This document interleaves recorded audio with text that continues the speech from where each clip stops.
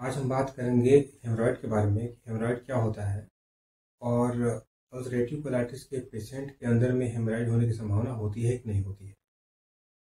Haemorrhoid क्या है, इसको लेकर के अल्सरेटिव कोलाइटिस के पेशेंट काफ़ी डरे होते हैं और उनको ये लगता है कि बीमारी जो है ये अलग से कहीं से उनको हो जाती है। तो आज बात करेंगे हेमरॉइड के बारे में कि हेमरॉइड होता क्यों है और इसको कैसे ठीक करें।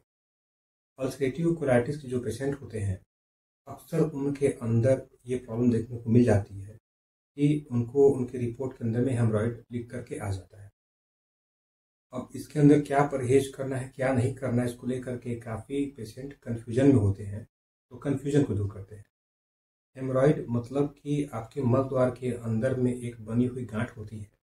कुछ कंडीशन में ब्लीडिंग इसमें होता है, कुछ कंडीशन में केवल पेन होता है, खुजली होता है। ये दिक्कतें लोगों को हो जाती है, सूजन भी होता है, तो इस बार बार इरिटेशन होता है। बहुत लोग इसको लेकर के डर जाते हैं और ये सोचते हैं कि इसमें किस तरीके का हमें डाइट वगैरह फॉलो करना है, अगर अल्सरेटिव कोलाइटिस होती है तो भी और नहीं होता है तो भी इसका जिक्र करते हैं इसमें करना क्या है आपको।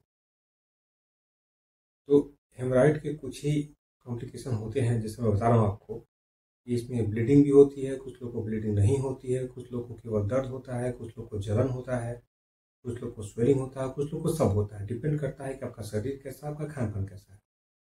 मैं कोलाइटिस के साथ में उसको लेकर के चल रहा हूँ ये बताने के लिए कि जिनको ये बीमारी होती है और जो डरे होते हैं और जिनको ये बीमारी केवल हेमरॉइड होती है, बाकी कोई और दिक्कत नहीं होती है, उनके लिए ध्यान से सुनिए, कुछ फ़ायदा मिलेगा आप लोग को इसमें खान पान परहेज के अंदर लेकर के। तो सबसे पहले आप ये जान लीजिए कि ये एक ऐसी बीमारी है और खासकर उन लोगों को होती है जिन लोगों के अंदर में या तो कॉन्स्टिपेशन हो, मोशन हार्ड होता है, या तो जो लोग मिर्च मसाला तला भुना ज़्यादा खाते हैं, होटल का खाना ज़्यादा खाते हैं, या तो ऐसे लोग होते हैं जिनके इंटेस्टाइन का सिस्टम यानी कि पूरा इंटेस्टाइन का जो ट्रैक होता है वो काफ़ी सेंसिटिव होता है और जिसमें आपका रेक्टम भी इन्वॉल्व है। अब होता क्या है इसमें, बहुत लोग देखा देखा होगा आपने, जॉब करते हैं तो बहुत देर तक बैठते हैं। कुछ लोग ज़्यादा मोटे होते हैं, कुछ महिलाओं को डिलीवरी होती है, उस कंडीशन में मल द्वार पे प्रेशर पड़ता है, उसमें भी ये होता है। मल द्वार के अंदर में गांठें होती हैं, ये लोगों को ब्लीडिंग भी कराती हैं और दर्द भी करती हैं, सूजन भी करती हैं, जलन भी करती हैं। कुछ लोगों के अंदर में एक दो सिम्टम मिल जाते हैं, किसी के अंदर में कोई सिम्टम नहीं मिलते हैं अगर इसका साइज काफ़ी छोटा होता है तो।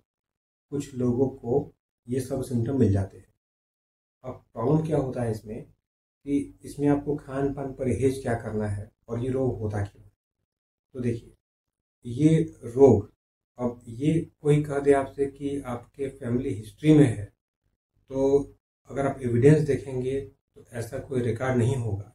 क्योंकि फैमिली हिस्ट्री को मैं यहाँ पे इसलिए नहीं मान रहा हूँ क्योंकि एक परिवार में अगर 4 सदस्य हैं, बच्चे हैं, माँ बाप हैं, दादा दादी हैं, कुछ भी हो, तो खाना एक तरीके से होता है। तो ऐसा है कि खाना अगर मिर्च मसाला वाला होगा, जैसा कि अपने यहाँ इंडिया के अंदर में मैक्सिमम लोग हैं जो कि गरम मसाला, मीट मसाला, लाल मिर्चा का सेवन करते हैं। और आज से 15-20 साल 25 साल पहले लाल मिर्चा तो लगभग हर जगह पे लोग यूज करते थे। अभी भी कुछ ऐसे जगह हैं जैसे कि आपके गुजरात है या आपका राजस्थान है जहाँ पे लाल मिर्च वगैरह का यूज ज़्यादा होता है, साउथ इंडिया में और ज़्यादा होता है। तो यहाँ पे एक केस देखने को मिल जाते हैं। तो अगर आप इन चीज़ों का यूज करते हैं, फास्ट फूड जंक फूड की बात नहीं होती है, बात होती है उसके अंदर मिलने वाले मसाले की। जो मसाला आपके शरीर को या आपके सेल्स को इरिटेट करेगा और बार बार आप इसे लेंगे तो वो कहीं ना कहीं एबनॉर्मलिटी आपको पैदा करेगा। तो इसको फैमिली हिस्ट्री से न जोड़ करके आप ये देखा जाए कि आपके गलत डाइट से होने वाला रोग है। जिस तरीके से अल्सरेटिव कोलाइटिस लोगों को होता है उसी तरीके से ये बीमारी आपके गलत खान पान के होने के कारण में होती है। अब ये बीमारी ठीक होती है लेकिन इसमें कुछ कंडीशन है। बहुत लोग क्या करते हैं कि इसमें अपना इलाज करते हैं, इलाज भी सक्सेसफुल है, अगर शुरुआती दौर पे किया जाएगा तो वो बिल्कुल इसको क्योर कर देता है। लेकिन अगर इसके साइज बड़े होते हैं हेमरॉइड के, तो उस कंडीशन में आपको सर्जरी करवाने की जरूरत पड़ जाती है। क्योंकि मल द्वार के अंदर में होता है तो सर्जरी इसकी आसानी से हो सकती है और इसमें आप जल्दी से ठीक हो सकते हैं अगर साइज बड़ा हो, कॉम्प्लिकेशन ज़्यादा हो तो। अगर साइज छोटा हो, कॉम्प्लिकेशन ज़्यादा नहीं आपको है, शुरुआती दौर में इसका आप इलाज करेंगे तो आप बिल्कुल ठीक हो जाते हैं।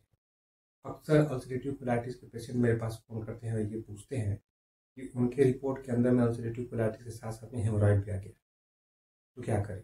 ये क्या बीमारी दोनों लोगों को एक साथ में होती है क्या? इसका कोई रिलेशन है क्या? मैं तो ये मानता हूँ कि पूरा आपका डाइजेस्टिव ट्रैक्ट है, पूरे इंटेस्टाइन है, रेक्टम आपके हैं, तो ये दोनों इन दोनों का आपस में संबंध बिल्कुल एक बराबर होता है।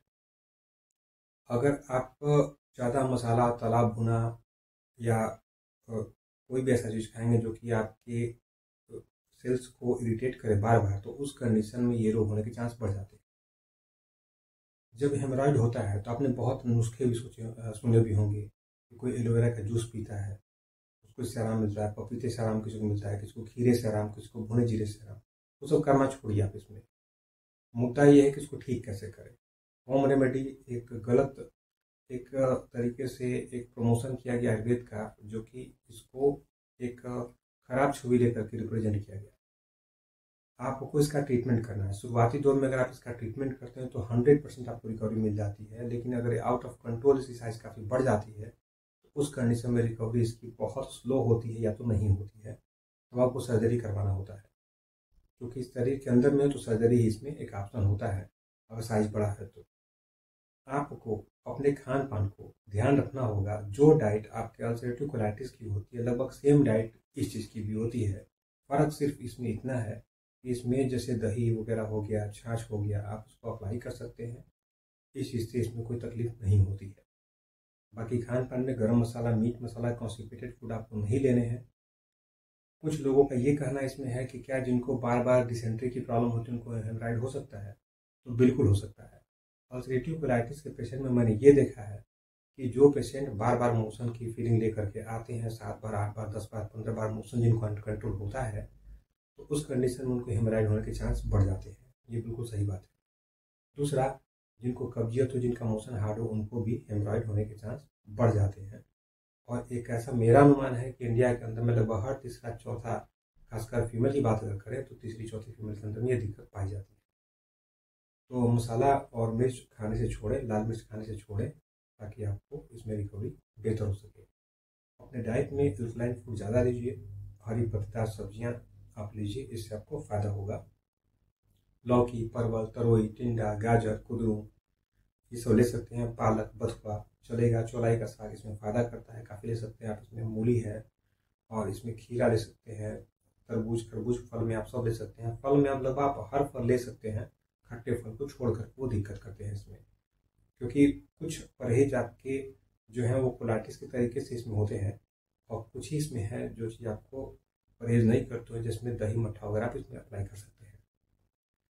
कभी भी आप ये देखिए कि अगर साइज बड़ी है तो उस कंडीशन में आप एक्सपेरिमेंट मत करिए, आप इसका इलाज करिए। यही एक बेहतर सोल्यूशन मेरे हिसाब से है।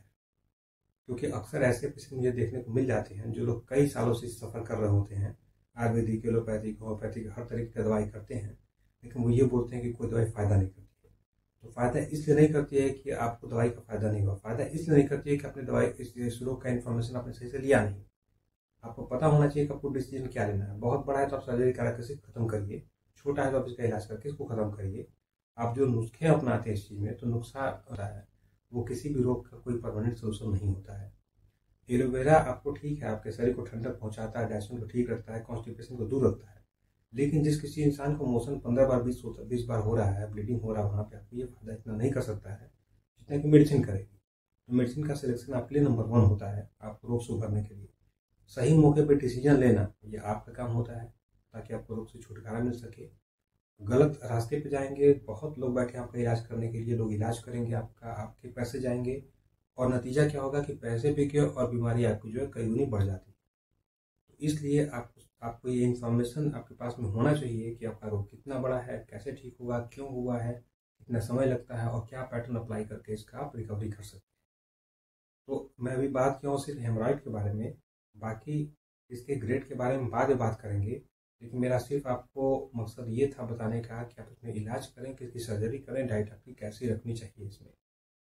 बाकी रोग किसको आपके परिवार में है, किसको नहीं है, वो कोई मैटर नहीं करता है, क्योंकि इतने लंबे हिस्ट्री को खंगालना बहुत चैलेंज वाली बात है। जिस देश में मसाला मिर्चा का या खान पान बहुत चटपटा रहने का एक प्रचलन हो, वहाँ पे इसको फैमिली हिस्ट्री से कोरिलेट करना गलत बात होती है। ऐसा नहीं कर सकते हैं। लेकिन आपकी जो डाइट है, उस डाइट को लेकर के 100% ये बता सकते हैं कि बीमारी इससे होती है। कॉन्स्टिपेशन में भी होती है, डिसेंट्री में भी होती है। और आपको अगर अल्सरेटिव कोलाइटिस से बार बार मोशन की फीलिंग आती है, इरिटेशन है, जलन है, तो उसमें भी ये बीमारी पनप जाती है। कुछ लोग का क्वेश्चन ये था कि क्या किसी को हेमराइड होता है तो उस कंडीशन में कैंसरस ग्रोथ हो सकता है कि नहीं हो सकता है। तो देखिए, कैंसर और इसमें काफ़ी अंतर होता है। कैंसर होने के चांस तब होते हैं जब कहीं पे कैंसर सेल का ग्रोथ होता है। उसके लिए हमको आपकी टेस्टिंग करनी पड़ेगी और टेस्ट करके फाइंड आउट करना पड़ेगा कि ऐसी कोई सेल आपके अंदर में डेवलप हो रही है कि नहीं हो रही है। अगर एविडेंस की बात करें और मेडिकल साइंस की बात करें तो ये कहना मुश्किल है अभी कि इसमें लोगों को कैंसर होते हैं कि नहीं होते हैं। हालांकि कुछ कैंसर जो पाए जाते हैं वो इस कैटेगरी से अटैच होते हैं। तो ऐसा भी हो सकता है कि अगर ये हेमरॉइड नहीं होता तो भी उनको कैंसर होता, लेकिन कहीं ना कहीं अगर इसका बहुत ही क्रिटिकल स्टेज है, अनकंट्रोल है और आपका इम्यूनिटी आपका साथ नहीं देता है, तो उस कंडीशन में कैंसर होने का गुंजाइश हो सकता है। तो जानकारी अपना बढ़ाएं और किसी भी तरीके से आप जो ट्रीटमेंट करते हैं सही जगह अपना इलाज करें, ताकि आपके साथ में कभी कोई गलत चीज़ ना हो पाए।